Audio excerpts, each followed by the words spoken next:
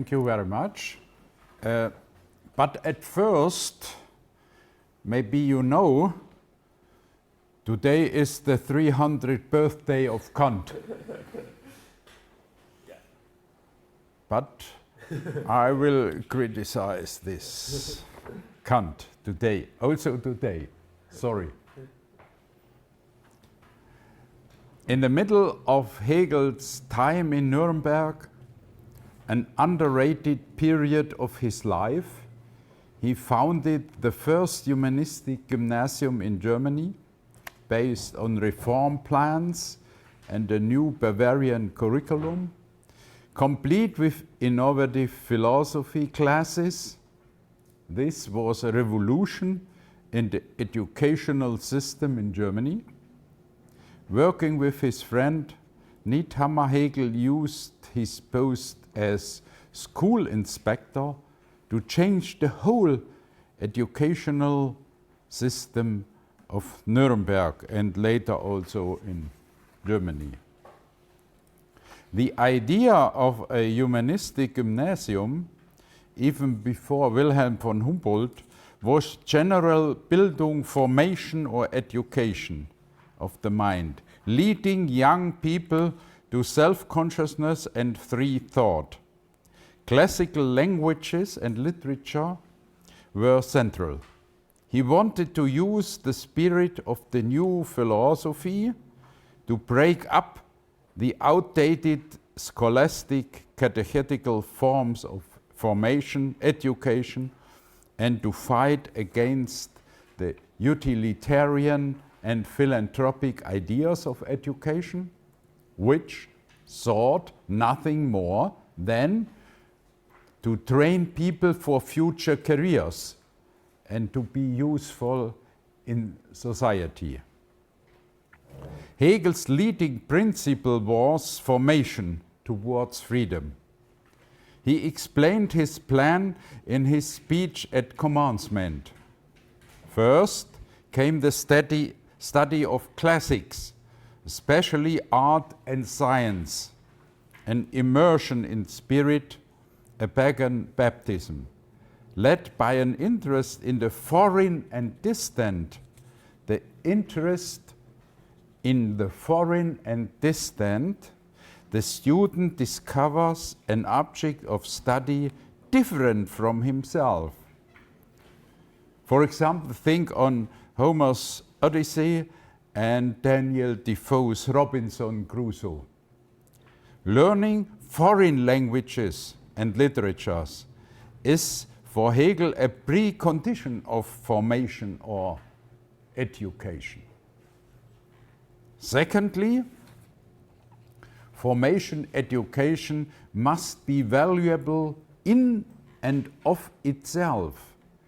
Hegel supported the all-round education of the individual, not just grammar, logic and reason, but also morality and aesthetics.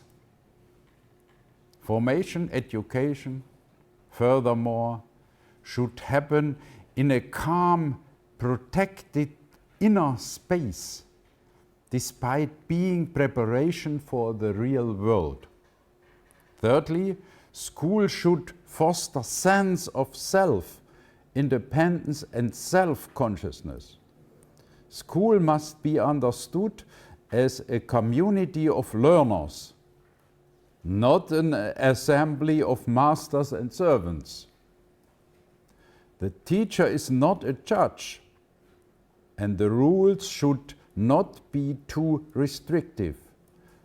Lessons should promote playful competition, keeping order without allowing arbitrary powers to take control, balancing objectivity of knowledge with autonomy, demanding much of the students while giving them freedom.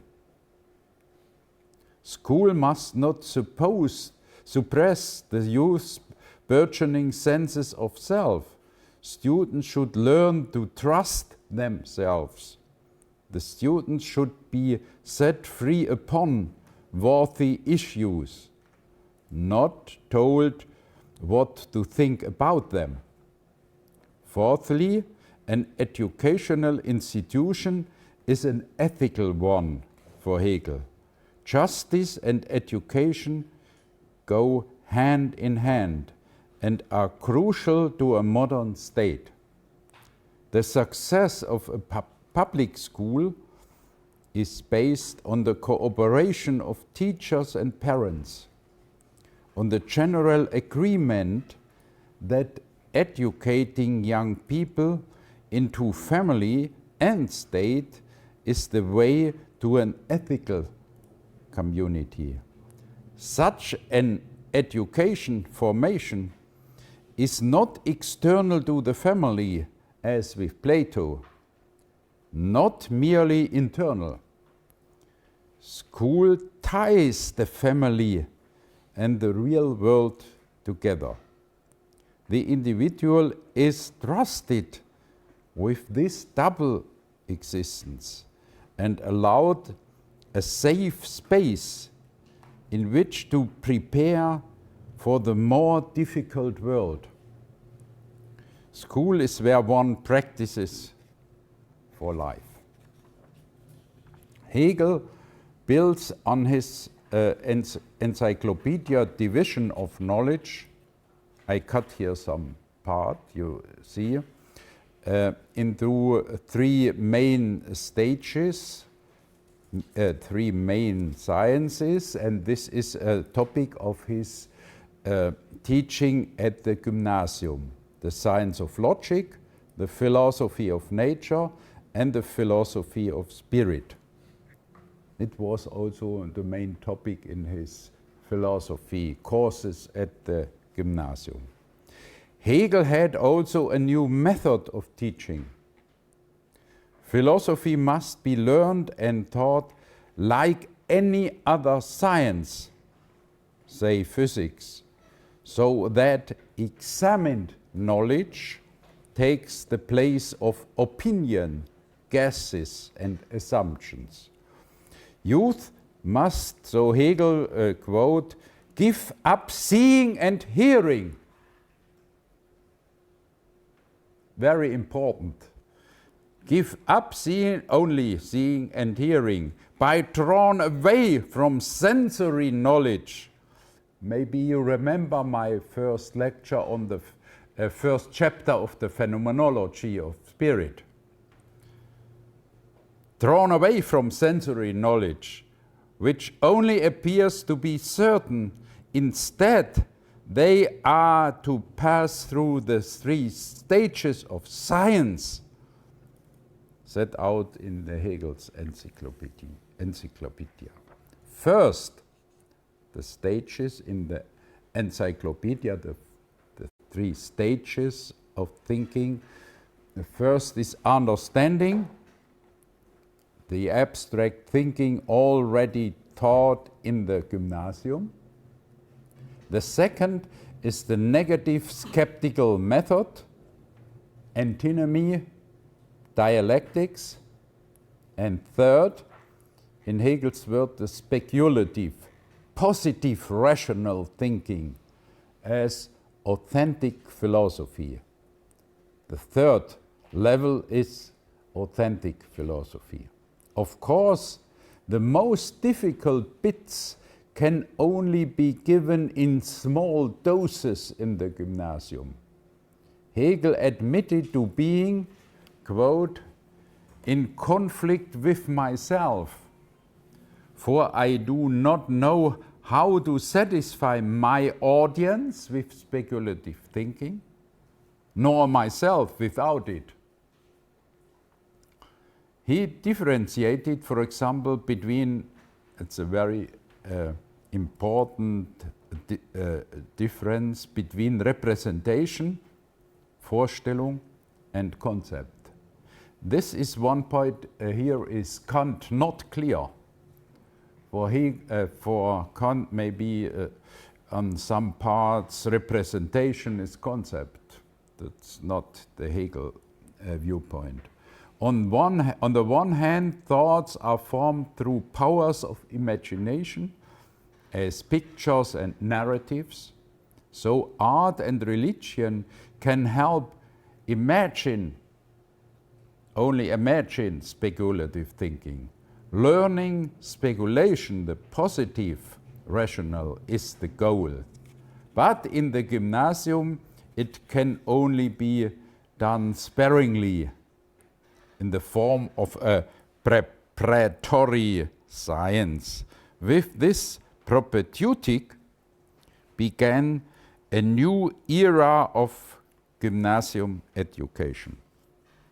Now I came to the main topic, the science of logic.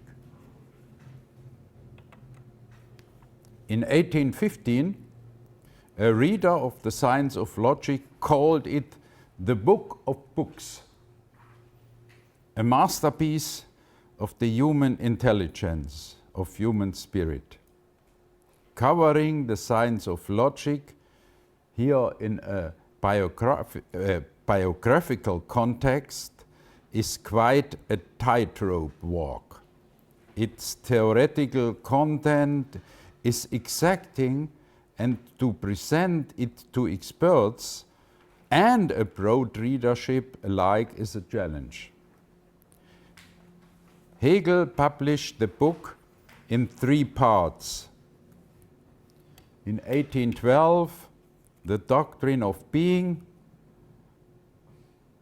In 1813, The Doctrine of Essence.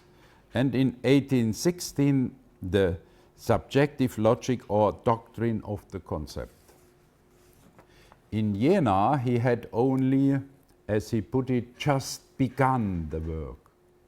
He continued working intensively in Bamberg as a political journalist in Bamberg 2 years, and he finished and published his book in Nuremberg. He spent a decade, maybe 10 years, working on this book. About 10 years for one book. In 1831, he confesses that despite many years of work, the treatise is still incomplete. It would have to be examined and revised 70 times, so Hegel. The book was intended to turn the educated philosophical world upside down. An extraordinary ambition to found a new system of logic, as Aristotle did for the ancient world. So would Hegel for modernity. That's why one of the scholars said Hegel is the new Aristotle. The Aristotle for modernity. Unlike other aspects of philosophy, logic had not changed, so Hegel, substantially since Aristotle. Not even with Wolff or Kant, though the latter tried to be innovative with his transcendental logic. After 2000 years, more awareness was needed for spirit. Hegel meant to start all the way back. The modern world required a whole new undertaking, in logic. He was totally reworking logic, disavowing the old avowed logic. The metaphors used for the traditional logic speak for themselves. Hegel, lifeless bones, dead skeletons, withered leaves, thin threads, thinned and emaciated logical garbage that has become stale and bare, unfruitful scholastic quibbles. This was Hegel's very hard critique on this logic before 2000 years. Inevitable total reworking is to reignite the living concept in the dead material, and the logic of the concept as a new metaphysics is to take place of the common traditional logic. Hegel's fundamental critique of transcendental philosophy approaches, also today on the birthday of Kant, especially the thesis repeated, quote Hegel, repeated 1,000 and 1,000 times and made into a prejudice that the infinite cannot be grasped by concepts. Ordinarily, formal logic tracts logical form as dead, ineffective, and indifferent containers of ideas or thoughts. Reducing logic to meager proposition, such as the law of contradiction, and to fragments of judgment and syllogism, all of which are taken as simply given and not subjected to critical examination. The most serious one-sidedness within the formal logic, as its common formal determination, lies in the canonization of the law of the trivial, empty, formal identity. A is A. In the theorem of excluded contradiction, a dogma of the analytic philosophies of logic until today. Until today. Hegel's concept is very different from conventional logical forms. The content enters into in thinking, logical contemplation. This is the concept in a new, in a new sense, different from what used to be called a concept. This new it's a new understanding, new thinking of what is a concept. This new understanding of conceptual thinking is the signature part of Hegel's new logic as metaphysics, the core of his philosophy. The concept as the free, it's in Hegel's words, the universal form of thinking, the pure concept as the unity of the innermost of the object and the innermost of the subjective thinking of the object, logic as the thinking of thinking, this Aristotle's again and again, deducing the nature of the concept. This is how logic becomes metaphysics. A soulless, rotten building collapses due to the work of comprehending, self-determining spirit.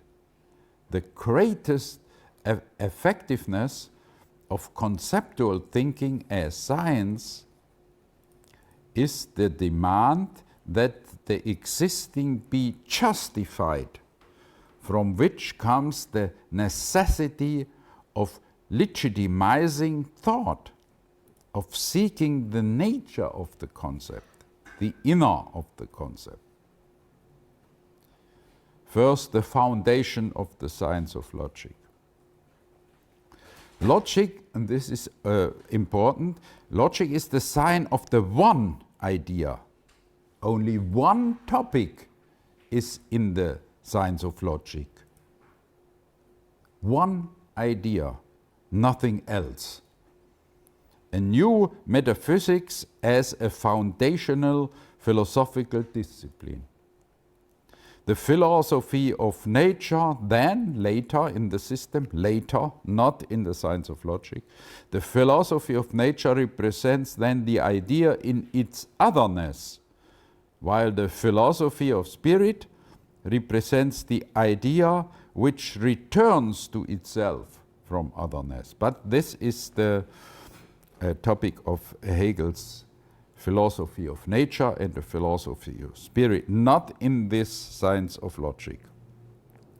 The idealistic monism of freedom, freedom as the alpha and omega of philosophy, philosophy of the science of reason and freedom, the concept is that which determines itself in itself freely. Hegel characterizes his logic, which appears as a new metaphysics, now again as with Aristotle, as thinking of thinking, whereby the logical emerges as an unfolding system of determinations of thought. This is Hegel's procedure in the logic. It's a deduction, which thinking gives itself, thus thinking determines itself.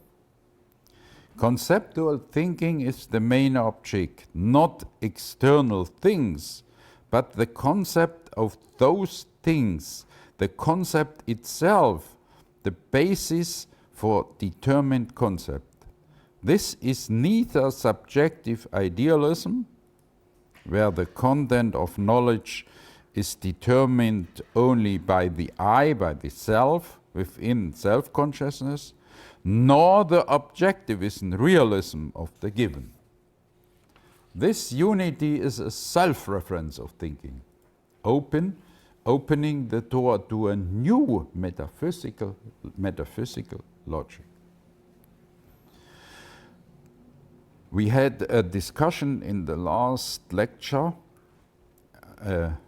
about the next topic. When Hegel says pure thinking, the pure reason of formal knowledge, he means logic as science of the absolute form, in the sense of, now in Hegel, of the colorless, cold simplicity of pure determination. Colorless, cold simplicity. Such a logic gives us a gray world, not with colors, a gray world.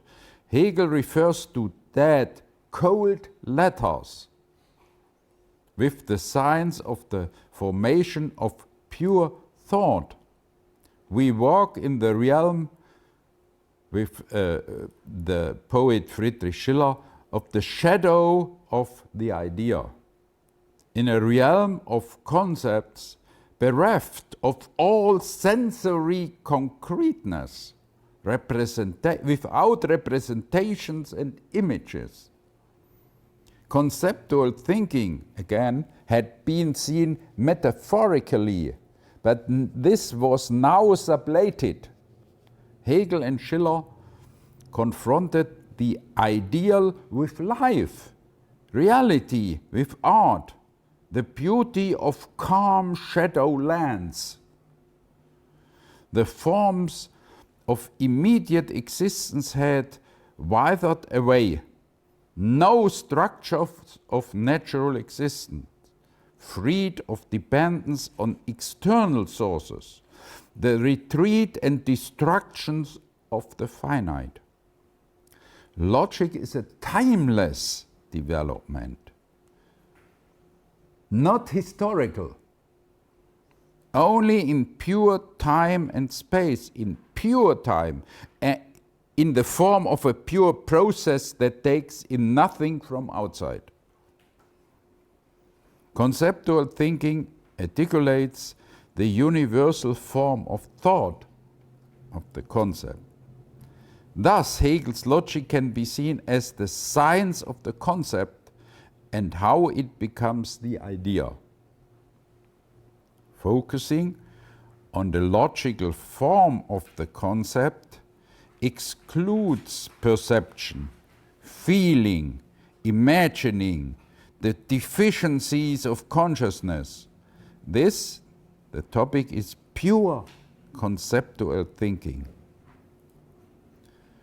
The content and determination of the one concept, this singular is often ignored, can be proved solely, Hegel quote, solely by the immanent deduction which contains its genesis of the concept. Solely by the immanent deduction. It's very important, this sentence. Therefore, the one concept constitutes and determines itself. Knowledge or science as the highest form of cognition requires cognition through the concept, the transformation of all substantial representation into the comprehending thought. The understanding, on the other, grasp concepts. On the other side, it's a difference from understanding or Verstand. Grasp concept as determinations, as moments of the one logical concept, from its limited perspective, as determination of understanding, of the merely common, as general imaginations, such as blue or red, as only sensual imaginations of a color. In the case of plant, animal, or house, only the abstract generality comes into view as the common in understanding. Only the subsumption. It's a logic of subsumption in understanding. The subsumption of a particular under the universal. This is the procedure of understanding, not the procedure of Hegel and not the procedure of the concept. Subsumption of a particular under the universal. You can say this table and other tables you can find, you can make a subsumption under the concept table. This is not Hegel's position, which is shown in the defective talk of facts. When you hear in the philosophy today, facts falling under a concept. This is the catastrophe of logical thinking. Facts falling under a concept. This is the way of understanding, not of reason, not of Hegel's thinking. According to Hegel, it is about the unity of the moments of the concept. He calls universality particularity and singularity. About the concrete concept, in the sense of a concrete, the coalescence of the moment. With the concept we have the concrete in pure form. Second, the method of Hegel's logic. The concept is, quote Hegel, of a totally different nature than conventional logical form. Logic determines thought in and for itself, concrete pure thinking in logical steps. Thus, the identity of form and content is in effect. The formal has in itself a content, which is according to its form. The concept creates no formal, empty identity, A is A as such. Its self-determination develops its content, its logical content. The method of logic cannot come. This is another very important position of Hegel. Cannot come from another apparently exact science like mathematics, geometry, or formal logic cannot come. But the modern today analytical philosophy does this. Their methods came from mathematics and formal logic. Hegel is against this position.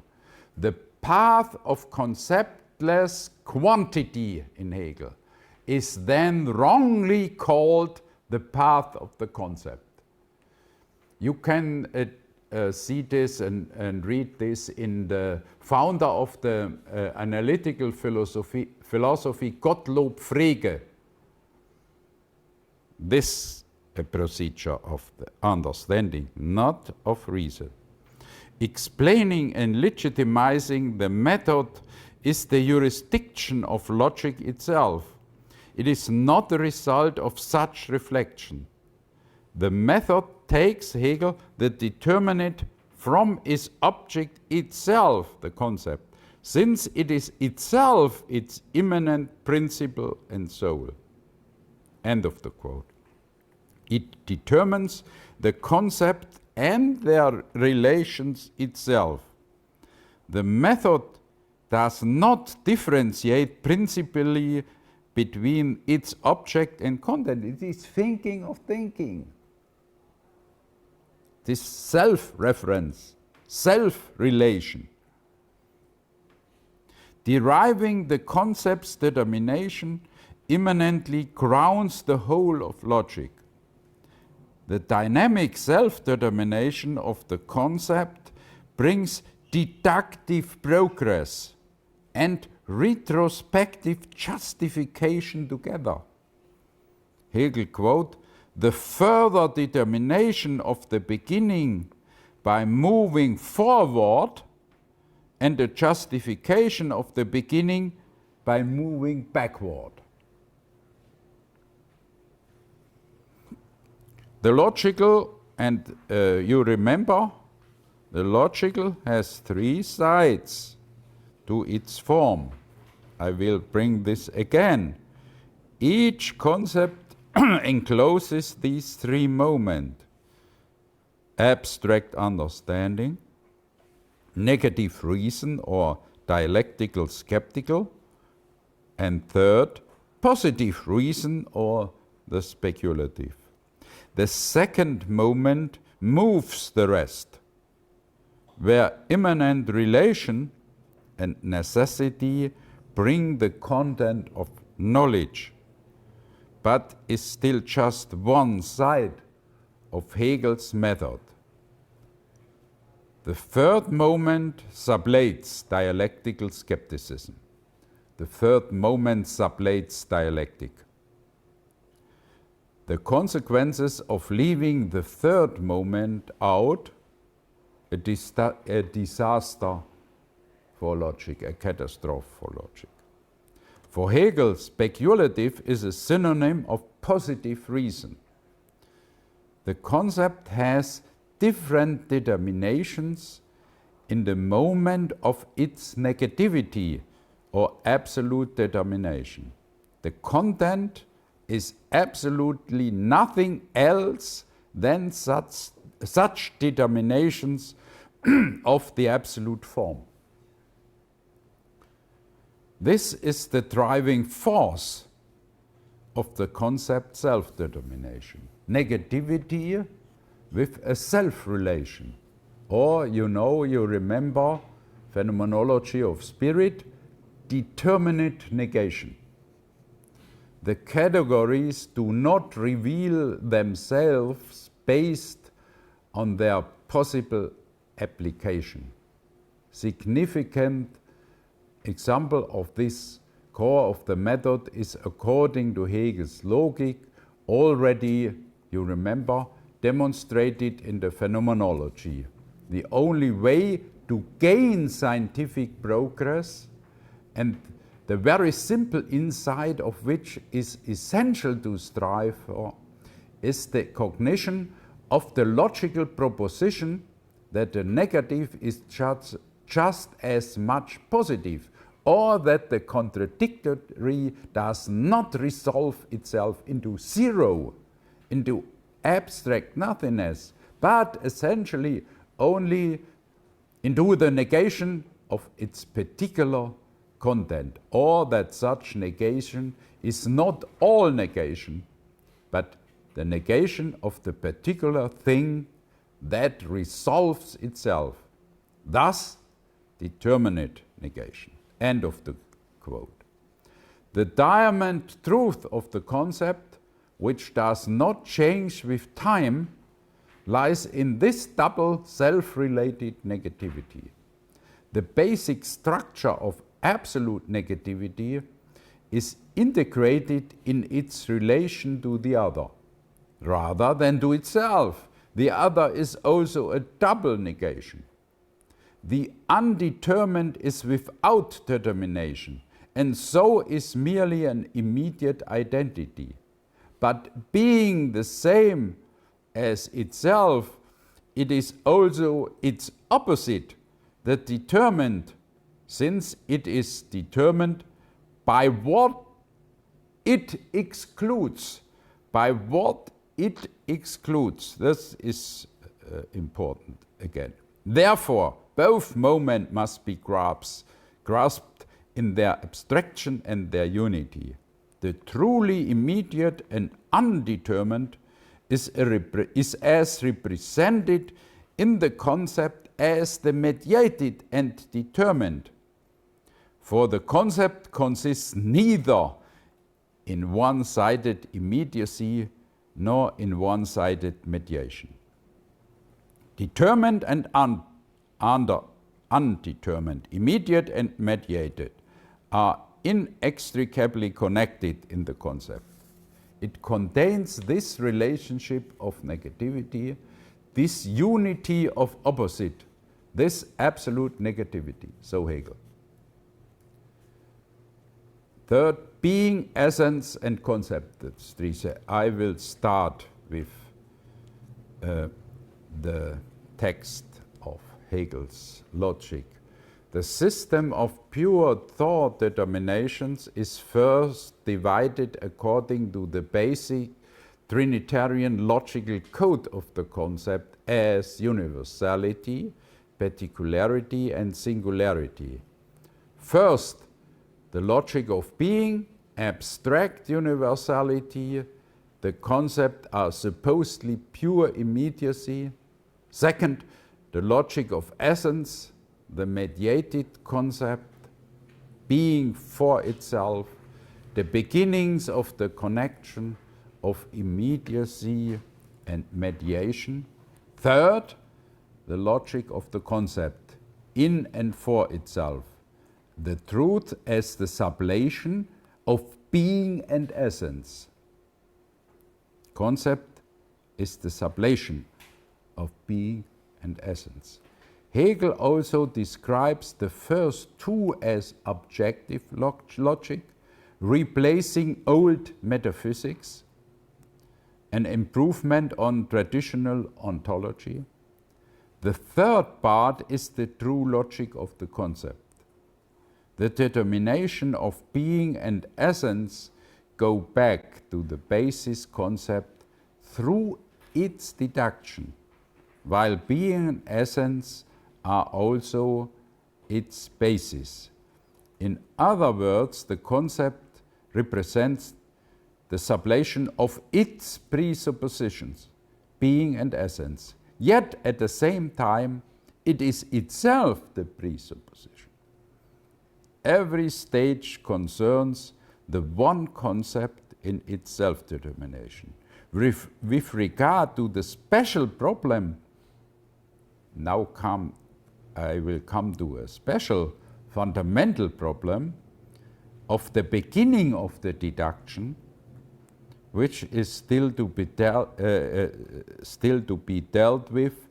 It can only be said in advance that this beginning also has to do with the concept, namely with its, in Hegel, purest determination and scantiest abstraction, with the, quote, the least that can be shown in the concept, with its extreme underdetermination, underdefining, extreme underdefining.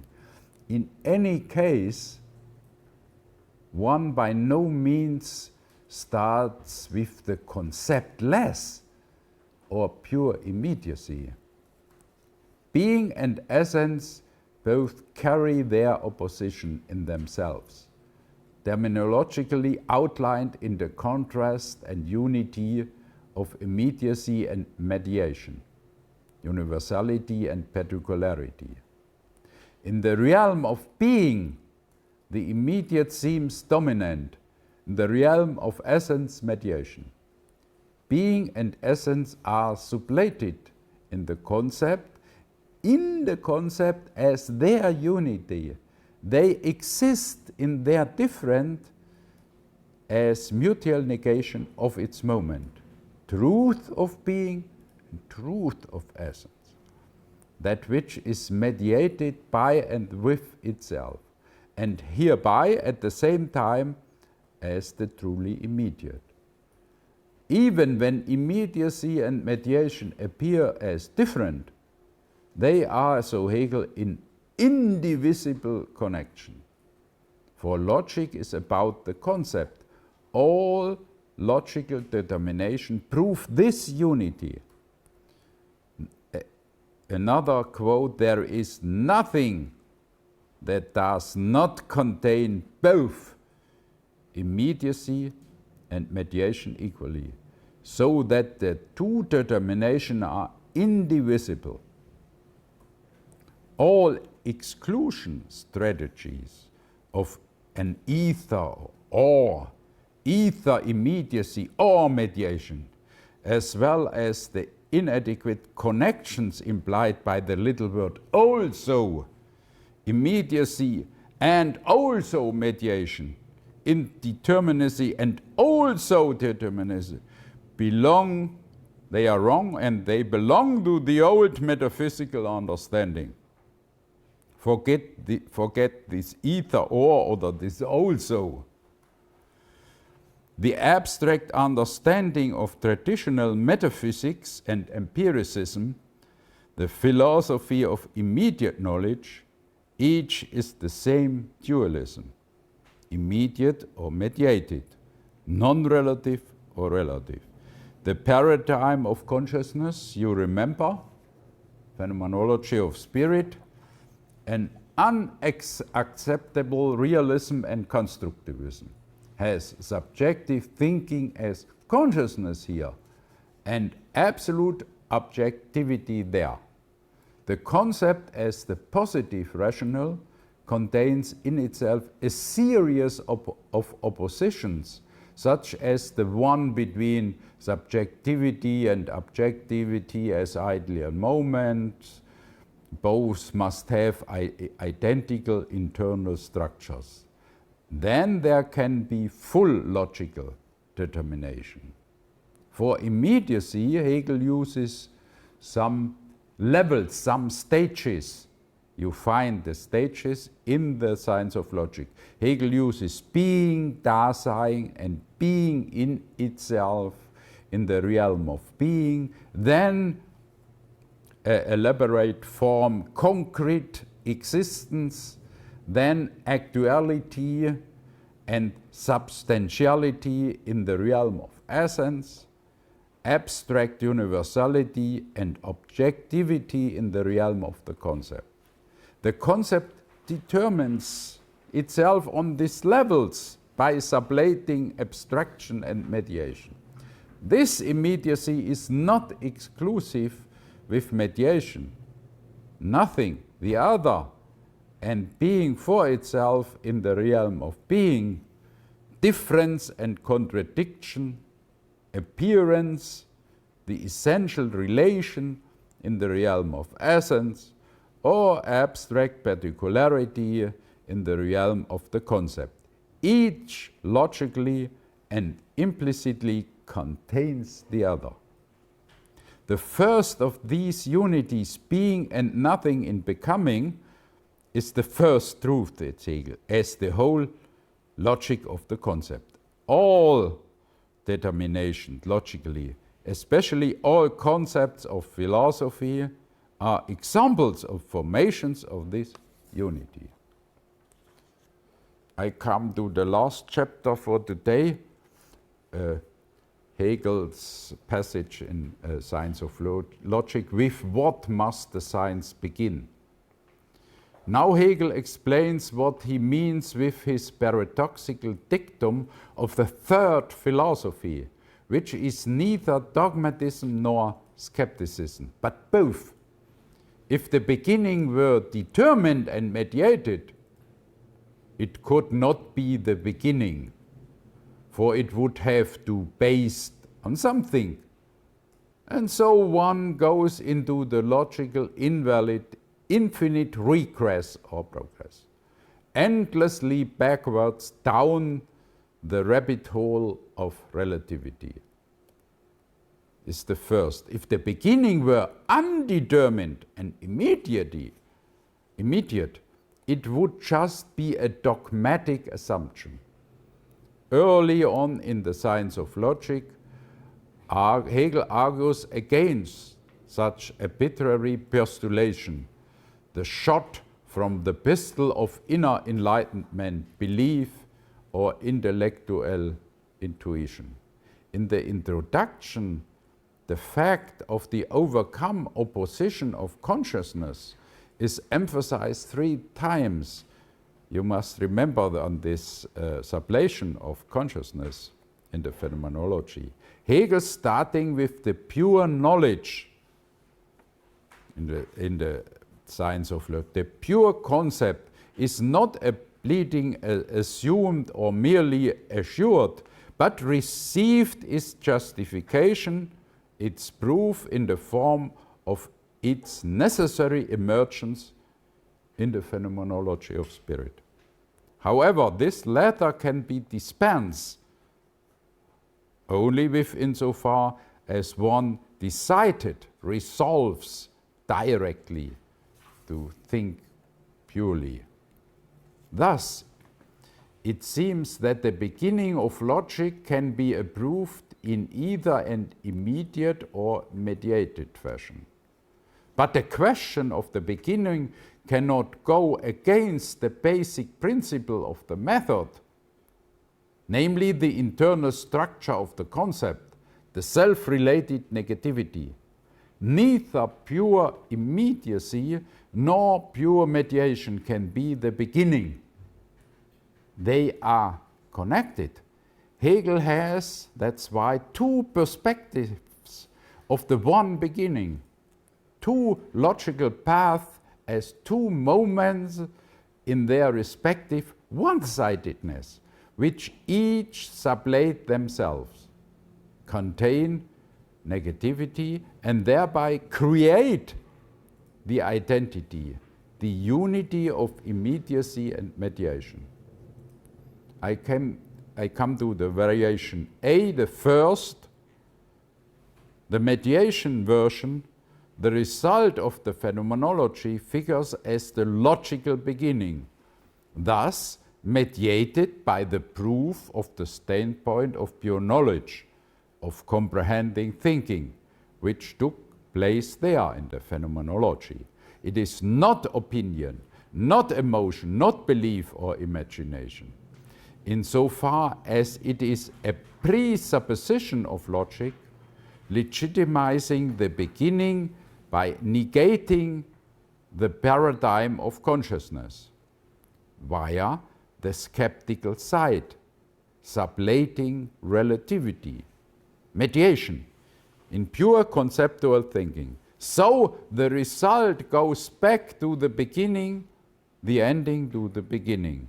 Mediation wins up sublation, mediation, becoming pure conceptual thinking as simple immediacy, and in Hegel's word, without further determination. This was the first perspective. The second variation B, the beginning is immediacy, via the resolution to think purely, thinking as such. This resolution is an opening implying the immediate is of the first thought. Before the resolution, there can be no question of such consisting. The cryptic formula goes in Hegel, the beginning is the beginning. This is makes pure being the first immediacy. This is, or being. Here, there is no mediation. Yet the pure is, being, pure being, absolute immediacy, turns out to be mediated from the outset. Through the decision or resolution, the beginning loses the abstractness and immediacy it had. Pure knowledge is also negative determination. Determines the undetermined, is negative unto itself. Negation is determination. Both roads lead to the goal, to pure being as one determination, which must first appear in knowledge.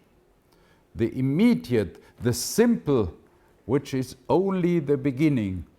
After that, there is no more argumentation in Hegel on this topic, only illustration and explanation.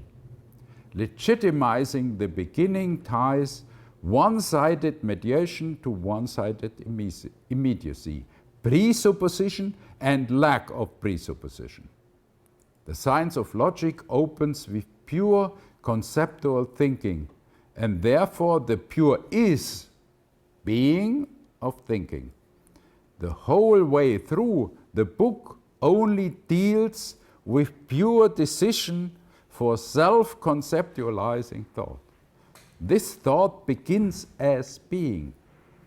To employ a metaphor, who decide to play a chess game and manifest this by the first move with a pawn, is determined of the game's rules, yet thinking within the rules of the chess game is an inherent presupposition of the first move. Pure being is the minimal determination of the concept, the first being, immediacy, the in itself as indeterminacy, determined as equality with itself, without further determination. The main word is here, further. Here, Hegel uses superlatives. Being is the purest, most abstract determination. There is nothing less than pure being in terms of content. It is the most lacking, most abstract initial definition. The apparent paradox of the undetermined as determination, and vice versa. Being is radically simply way of sketching the beginning. Poor unto itself, the universal is immediate. Consciousness in the phenomenology also, you remember, began in the most immediate, abstract, pure shape, with sense certainty. The minimum is not a principle, not a postulation or a judgment, but just their pure word being, only the pure word being an exclamation, an isolated word, the minimalistic way of uttering the concept. Thus, the beginning is expressed as that which is deficient in itself, that which is absolutely deficient, the simple beginning, posited as afflicted with a negation. The most meager, again, lowest determination of negativity. pure negativity, or in a word, nothing, non-being. Such first continuation as a second step, nothing, non-being, such proceeding remains immediate. Insofar as being is immediate, the nothing breaks out of it only immediately. This superlative does not escape determination. The relation is immanent. The logical second, the second case, proves to be originally attached to the first. Pure being is posited as afflicted with negation. Nothing also remains the pure equality with itself. Abstract universality is the abstract supposedly afflicted with negativity. This is itself determination. Nothing is pure equality with itself. The exclamatory linguistic version could be being nothing. Two opposing mutually exclusive words in one. A kind of oxymoron, like astute, stupid. Linguistically something unspeakably speakable. There is an abstract difference between the first and the second word. Therefore, the minimum of difference and contradiction articulates itself. The logical first and the logical second, nothing more. Everything has a negation and disappears immediately in its opposite. This is the first minimal movement, the beginning of logic, from being and nothing to abstract becoming. The beginning contains the unity of being and nothing in becoming, and its negative, in which being and nothing have only their existence as moment. This is Hegel's first truth, on which all others are based upon. Qua reflective negativity, being and nothing are pre-forms of the other of itself, its radically underdetermined logical formation. The negativity referring to itself proves to be the basic constitution, the germ cell of the concept.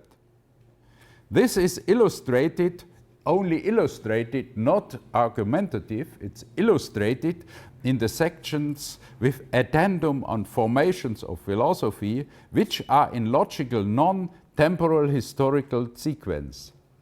The first case is Parmenides' being. The Greek philosopher Parmenides was the main concept of Parmenides was being. And the second case is the nothing of Buddhism. And the third case in Hegel is the profound Heraclitus, who had sublated the simple and one-sided abstractions of being and nothing in a higher concept, becoming.